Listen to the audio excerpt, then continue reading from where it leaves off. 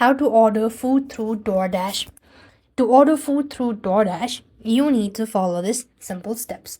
So, ordering your food through DoorDash involves downloading the app and visiting the website, setting your delivery address, and browsing the restaurant as well. First of all, you want to make sure that you already have the app installed to your device as well as you've already created your account. Next, you need to enter your location or set your location as well. Add in your address or add in the delivery details and all that. And next, you have to go in and look for the food or browse and select the restaurant.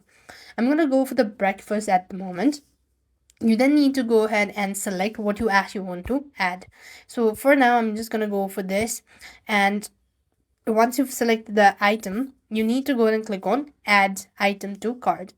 Once you've added the item to cart, click on the plus button, and then you want to make sure to go ahead and consider adding in your payment method. You just need to review your card, enter in the promo code if you have so, and add your payment information and confirm the delivery as well. And this way, you could go ahead and place your order. And that is how you'll be able to order food through the DoorDash. That's all for this video. I hope the video was helpful. Make sure to like, share, and subscribe. Thank you for watching. See you in the next video.